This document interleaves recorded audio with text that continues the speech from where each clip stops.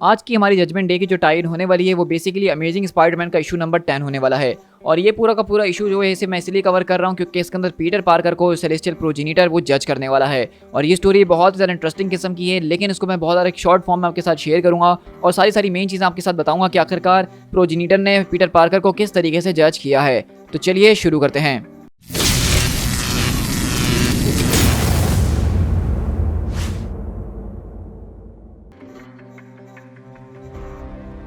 तो हमारी कहानी की स्टार्ट बेसिकली पीटर पार्कर के अपार्टमेंट के साथ ही होती है, जहाँ पे वो किसी से टेलीफोन के ऊपर बात कर रहा होता है और वो कोई और नहीं बल्कि हमारा आयरन मैन यानी कि टोनी स्टार्क होता है। और वहीं से वो पूछता है कि किस तरीके से ये सारी की सारी जजमेंट वाली चीज़ें चल रही हैं और किस तरीके से सेलेस्टियल सबको जज करने के बाद अपने फैसले को सुनाएगा, और आयरन मैन उसको सारी की सारी बातें एक्सप्लेन करता है। लेकिन वहीं से पार्कर पूछता है कि अगर तुम्हारा वो सेलेस्टियल जज कर रहा है तो वो किस तरीके से हो सकता है, क्योंकि मुझे ऐसा लग रहा है कि मैंने आज किसी को देखा है। तो आयरन मैन बोलता है कि तुम्हारा क्या मतलब है कि तुमने किसको देखा है। तो पीटर बोलता है कि देखो, मैं तुमसे बस ये कहना चाहता हूँ कि शायद मैंने किसी ऐसे शख्स को देखा है जो कि मेरी नज़रों के सामने बहुत पहले ही मर चुका है और वो मेरी तरफ बिल्कुल ऐसी निगाहों से देख रहा है कि वो मुझे जज करने वाला है। अब मुझे बताओ कि प्रोबेबली कि मैं कोई क्रेजी वाली बातें तो नहीं कर रहा।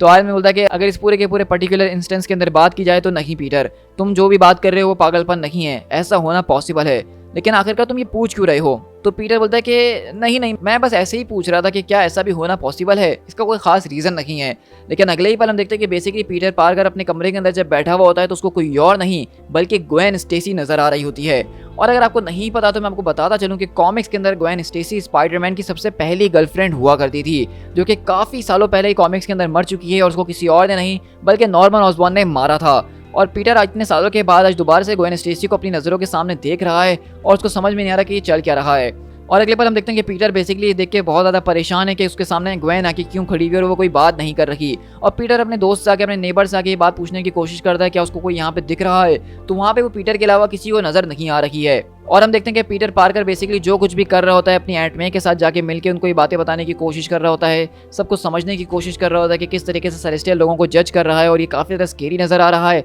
लेकिन उस सब के बावजूद हम देखते हैं कि पीटर के अलावा ग्वेन किसी को नज़र नहीं आ रही। और वहीं पर अगर हम एंट मे को देखें तो एंट मे को बेसिकली कोई और नहीं बल्कि उनके अंकल बेन नज़र आ रहे होते हैं।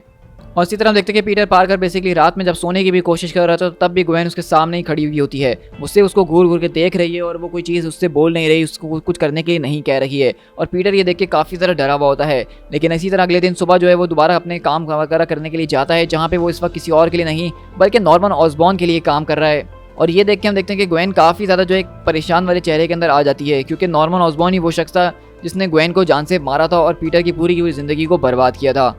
और इसी तरह हम देखते हैं कि बेसिकली जब यहाँ पे पीटर पार्कर इस पूरी की पूरी इंडस्ट्री के अंदर काम कर रहा होता है अपने, तो ये देख के ग्वेन जो है गुस्से में आ जाती है और वो उससे अपना मुंह मोड़ लेती है। और पीटर बोलते हैं कि ग्वेन, तो उसकी कोलीग बोलती है कि ग्वेन तुम किसकी बात कर रही हो। तो पीटर बोलता है कि रुको ग्वेन, मैं तुम्हें एक्सप्लेन कर सकता हूँ, प्लीज़ यहाँ से नहीं जाओ। लेकिन हम देखते हैं कि वहाँ से वो जो ग्वेन होती है वो उड़ते हुए चले जाती है और पीटर उसके पीछे पीछे भागता है छत की तरफ। और हम देखते हैं कि पीटर छत पे आता है, कहता है कि वेट प्लीज़ यहाँ पे रुक जाओ, दरअसल मैं जानता हूँ कि तुम इस बात को देख के काफ़ी अपसेट हो कि मैं अब नॉर्मन ऑसबॉर्न के लिए काम कर रहा हूँ, मैं समझता हूँ इस बात को, लेकिन मैं इस बात को भी जानता हूँ कि तुम सच में ग्वेन नहीं हो, तुम सच में वो हो ही नहीं सकती और मैंने इस बात को महसूस कर लिया है, तुम कुछ और ही चीज़ हो, शायद मेरी यादों की बनी हुई कोई चीज़, या फिर वो सेलेस्टियल वो किसी तरीके से ग्वेन की शक्ल लेके मेरे सामने आके खड़ा हुआ और उसको लग रहा है कि मैं ये मान लूँगा कि तुम ग्वेन हो। और वो शायद इसी बात से मुझे जज करना चाहता है कि मैंने जब से ग्वेन खोया तो उसके बाद से अपनी ज़िंदगी को कैसे गुजार रहा हूँ। इधर वे मैं तुम्हें बस यही चीज़ को एक्सप्लेन करना चाहूँगा, चाहे तुम ग्वेन हो या ना हो, मैंने बहुत पहले किसी से बहुत ज़्यादा प्यार किया था और उसको दोबारा हासिल करने के लिए मैंने सारी की सारी कोशिशें करी जो की जा सकती थी, लेकिन इनफैक्ट उससे कोई फ़र्क नहीं पड़ा, इससे किसी को कोई मदद नहीं मिली, जो जाने वाली चीज़ थी वो जा चुकी है,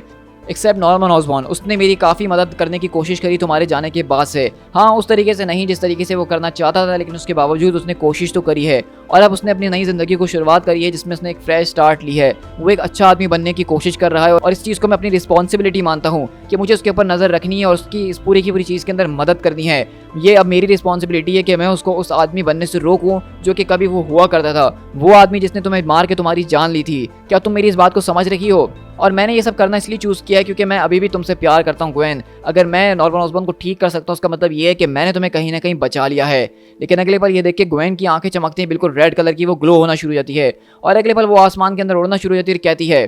कि मैंने तुम्हारे हार्ट को देख लिया है पीटर पार्कर, जो कि इस वक्त काफ़ी ज़्यादा फुल ओपन और अलाइव नज़र आ रहा है।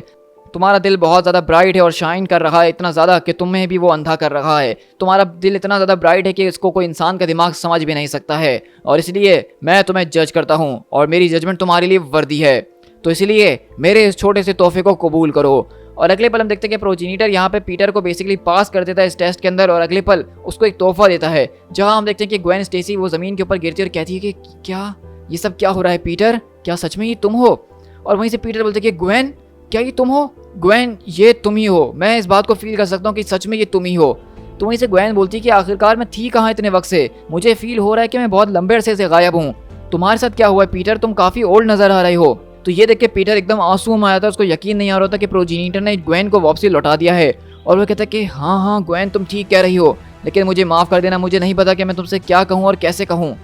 तो ग्वेन बोलती है कि पता तो मुझे भी नहीं है कि मैं तुमसे क्या कहूँ और क्या ना कहूँ, बस मैं तुमसे इतना ही कह सकती हूँ कि मैंने तुम्हें बहुत बुरी तरीके से मिस किया है। और ये देख के ग्वेन भी रोना शुरू कर दी थी, और पीटर बोलता है कि सच में मैंने भी तुम्हें बहुत ज़्यादा मिस किया है। और वहीं से ग्वेन बोलती है कि देखो पीटर, अब मैं यहाँ से जा रही हूँ, उसने मुझे बस ये एक मोमेंट दी थी कि मैं तुम्हारे साथ इस मोमेंट को गुजार सकूं, मैं देख सकूं कि आखिरकार तुम्हारा दिल कितना ज़्यादा साफ है और तुम कितने खूबसूरत इंसान हो। और ये देख के हम देखते हैं कि पीटर ग्वेन के करीब आता है, लेकिन ग्वेन अब यहाँ से गायब होना शुरू हो जाती है, और अगले पल वो मुकम्मल तौर से यहाँ से गायब हो जाती है। और पीटर बोलता है कि क्या दिन था आज का। लेकिन अगले पल हम देखते हैं कि नॉर्मन ऑसबॉर्न यहाँ पे पीटर को ये सारी की सारी चीज़ें करते हुए देख लेते हैं, और उसको बेसिकली वो ग्वेन नज़र आ रही होती है, और वो एकदम पागल सा हो जाता है और कहता है कि वो उससे बात कर रहा था, वो सच में थी, शी वॉज रियल। ज़रा आराम से नॉर्मन, तुम्हें अपने आप को संभालना होगा, तुम बिल्कुल ठीक हो, सब कुछ बिल्कुल ठीक है। और अगले पल हम देखते हैं कि जब नॉर्मन ऑसबॉर्न जा रहा होता है तो ग्वेन उसके पीछे भी खड़ी हुई होती है, यानी कि प्रोजेनिटर नॉर्मन ऑसबॉर्न को भी जिस तरीके से जज करने वाला है वो ग्वेन के ही रूप में कर रहा है, और इसीलिए ग्वेन उसको भी नज़र आ रही थी। लेकिन ये पूरी की पूरी स्टोरी यहाँ पे एंड तो हो जाती है, और इसमें सिर्फ एक ही इंपॉर्टेंट बात है जो कि नोट करने वाली थी कि प्रोजेनिटर वो इतना ज़्यादा पावरफुल सेलेस्टियल है कि वो कुछ टाइम के लिए सही लेकिन एक मरे हुए इंसान को वापसी जिंदा कर सकता है, उसकी सारी की सारी याददाश्त के साथ, उसकी सारी की सारी मेमोरीज के साथ, जो कि आखिरी बार उसके मरने के टाइम पे मौजूद थी। और ये वो सब बेसिकली क्रिएट कर पाया है सिर्फ पीटर पार्कर की याददाश्त और उसकी सारी की सारी जो मेमोरीज हैं उसके दिमाग के अंदर, जो ग्वेन की एक शक्ल बनी हुई थी, जो उसकी आखिरी यादें थी, उसको मिला के वो ग्वेन को इस दुनिया के अंदर वापसी ले आया है। तो ये पावर लेवल अगर देखा जाए प्रोजेनिटर का, तो ये बहुत ही ज़्यादा एपिक किस्म का है, और मेरी नज़र में प्रोजेनिटर अब तक का मार्वल कॉमिक्स के अंदर होने वाले सारे के सारे सेलेस्टियल में से सबसे ज़्यादा पावरफुल सेलेस्टियल आप मान सकते हैं। और स्टोरी को शेयर करने की सबसे बड़ी वजह ये थी कि ये एक बहुत ही एक तरह से इमोशनल स्टोरी थी, जहाँ पे पीटर पार्कर ग्वेन स्टेसी से मिला इतने ज़्यादा सालों के बाद, और ये इंटरेक्शन बहुत ज़्यादा ऑडली और एपिक किस्म का था। तो आप लोग मुझे बताइएगा कि आपको पीटर पार्कर की जजमेंट वाला एपिसोड कैसा लगा, और उसके बाद हम दोबारा से अपनी जजमेंट डे के टाइम्स को कंटिन्यू करेंगे जब तक हमारे पास मेन इशू ना आ जाए। To be continued.